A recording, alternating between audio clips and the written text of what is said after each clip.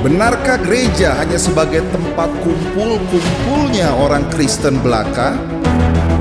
Atau hanya tempat untuk mencari berkat dan mendapatkan berkat?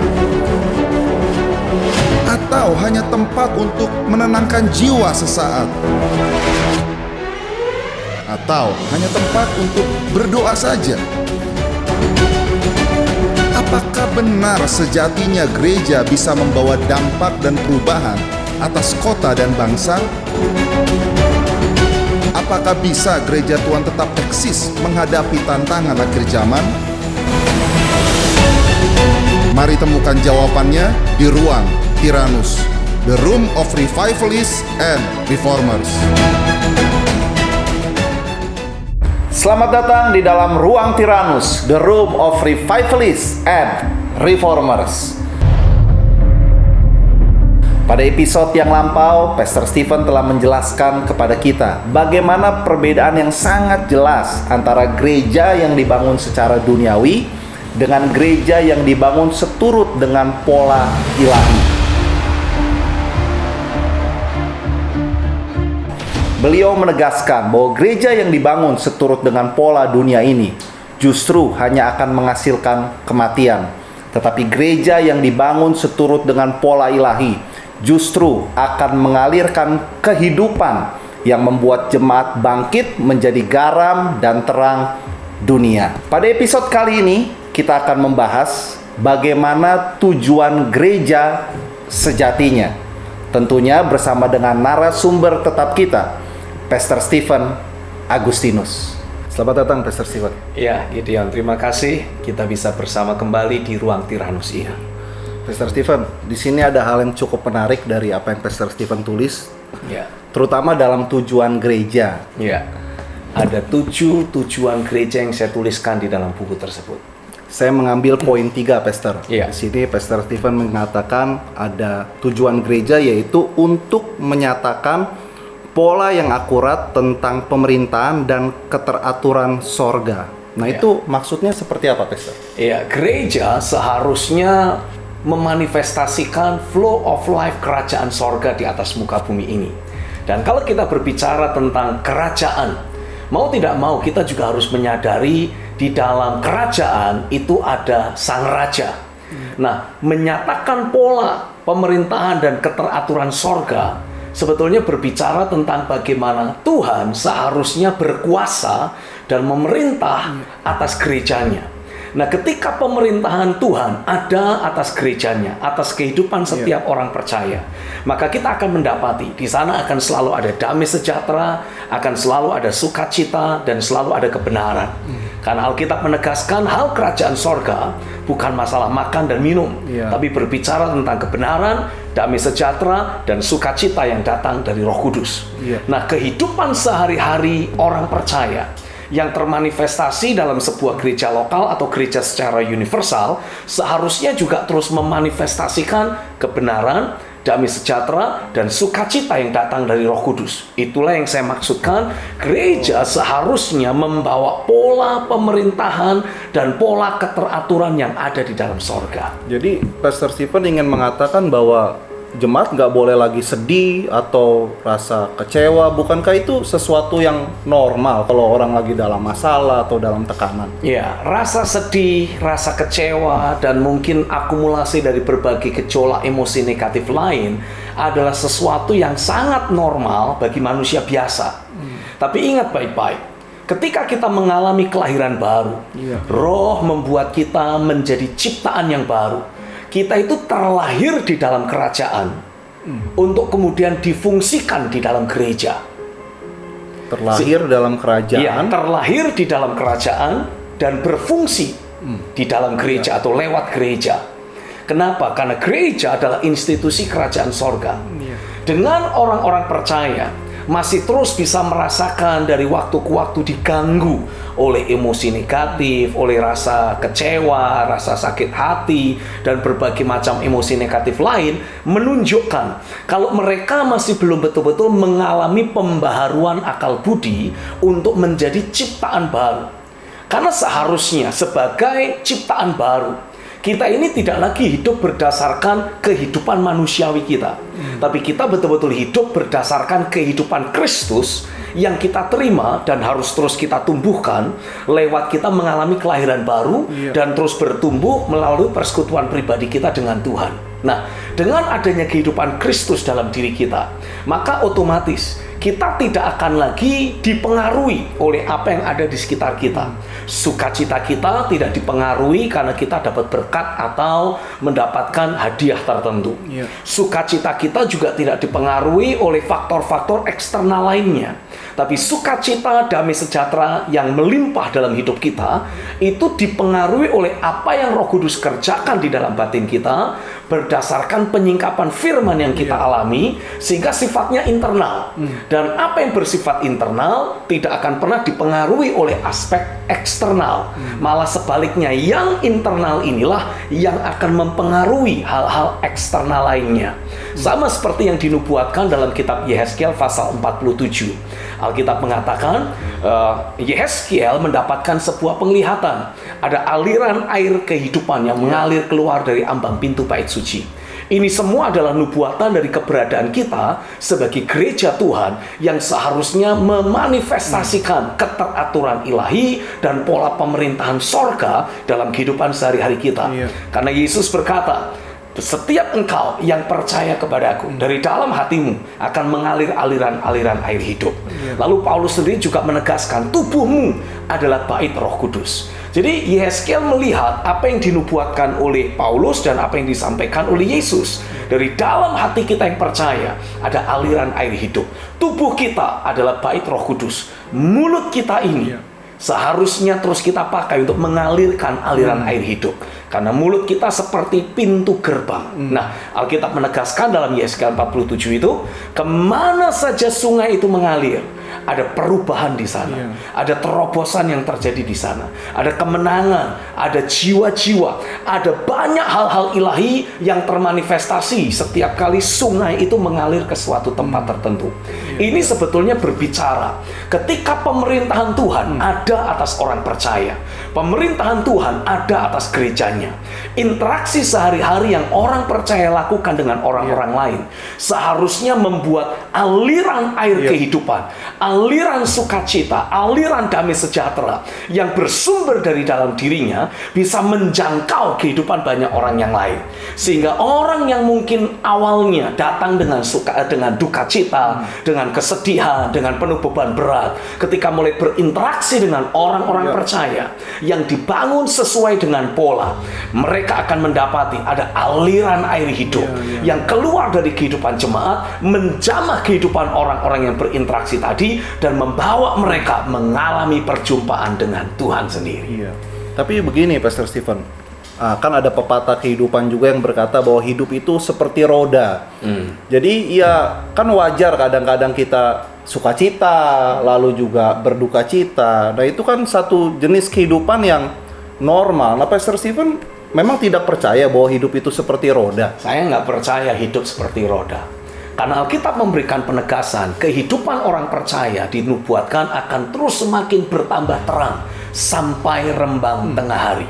Tidak ada matahari yang bersinar lalu kemudian di titik jam tertentu dia mundur kembali. Nggak ada.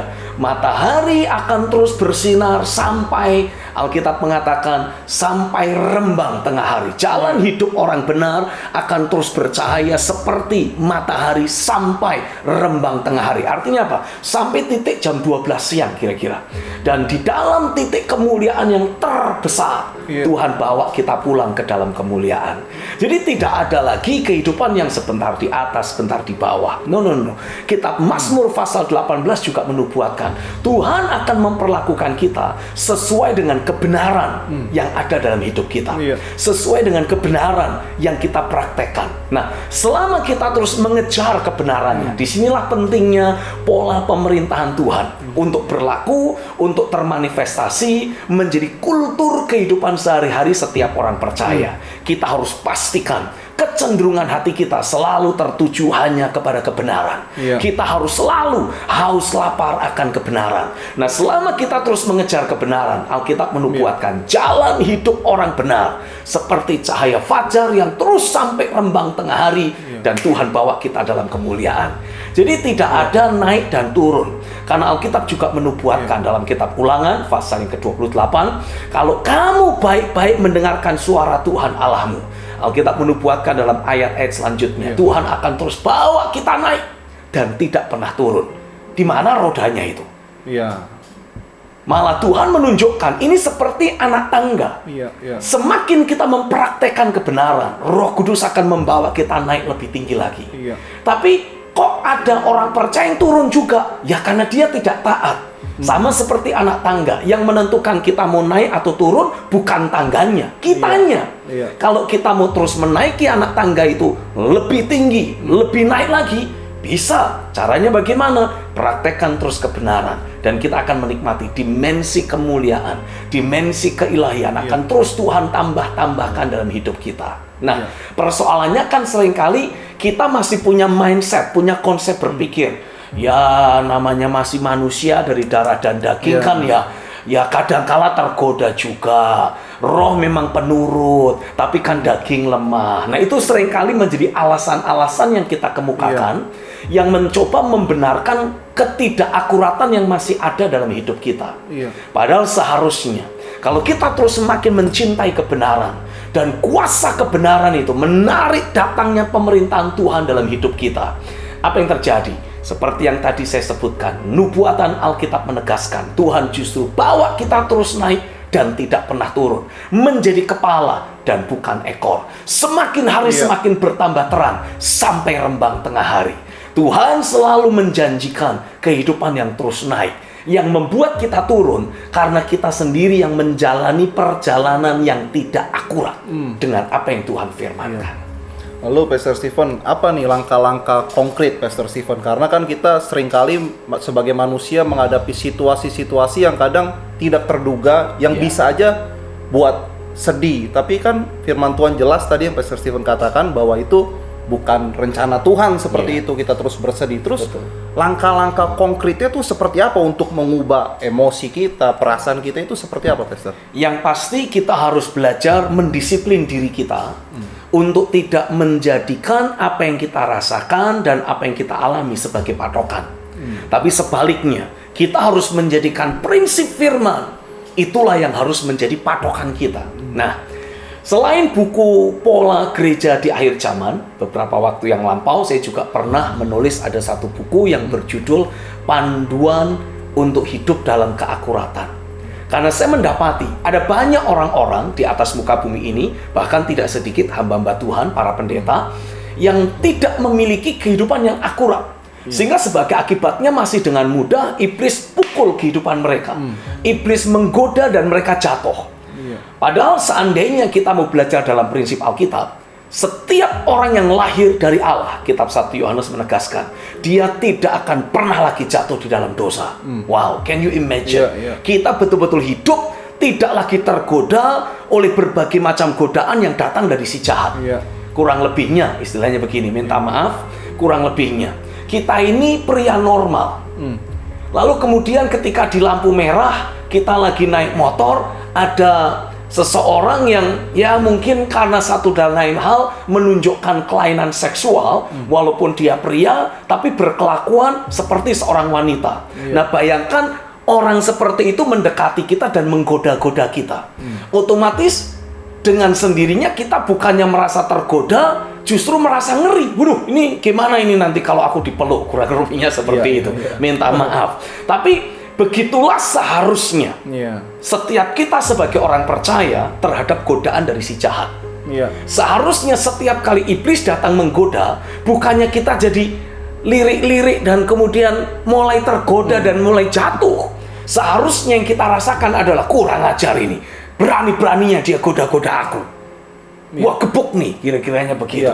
Itulah yang seharusnya terjadi. Sama seperti Yusuf. Yusuf ditulis di dalam Alkitab digoda oleh istri Potifar dengan berbagai macam cara dan berhari-hari lamanya. Tapi Yusuf bisa terus bertahan tidak tergoda oleh godaan istri Potifar. Bukan karena Yusuf homo, tapi karena dia memegang kebenaran. Karena dia menyadari kakak-kakaknya di waktu lampau pernah mengalami permasalahan yang luar biasa hebat gara-gara faktor seksual. Kakaknya Dina pernah diperkosa dan mengakibatkan terjadinya pembantaian atas seluruh kota. Yusuf belajar konsekuensi dari orang-orang yang tidak belajar menjagai kebersihan dan ketahiran hidupnya. Dan dari situlah kebenaran yang dipegang Yusuf membuat dia bisa terus bertahan menghadapi istri Potifar.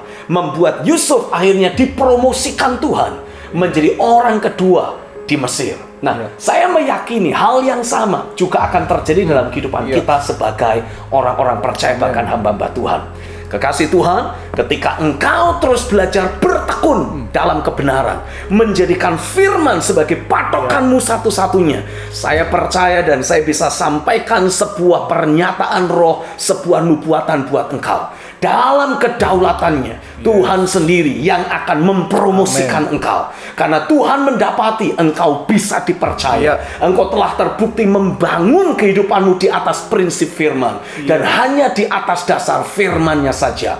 Saudara terus belajar menyingkirkan semua yang manusiawi, semua yang duniawi, semua yang lahiriah dari kehidupanmu. Dan engkau terus tarik hidupmu hanya kepada firmannya saja. Itu sebabnya saya percaya, sebagaimana Yusuf memiliki kualifikasi kehidupan yang spesial, Daniel punya kualifikasi kehidupan yang spesial, engkau pun dilihat Tuhan memiliki kualifikasi kehidupan yang spesial. Karenanya saya percaya dengan engkau terus bertekun dalam kebenaran, dengar ini baik-baik, tangan Tuhan, kedaulatan kuasa Tuhan akan segera mengangkat engkau tinggi. Karena memang Tuhan sedang terus mencari orang-orang yang bisa dia pakai merepresentasikan dirinya. Orang yang membawa pemerintahan Tuhan nyata dalam hidupnya akan selalu Tuhan pakai merepresentasikan Tuhan sendiri. Amin. Pastor Stephen, untuk mempraktekkan hal ini pasti butuh anugerah Tuhan. Maukah Pastor Stephen berdoa untuk kita? Pasti. Ayo kita satukan hati dan kita akan berdoa bersama-sama.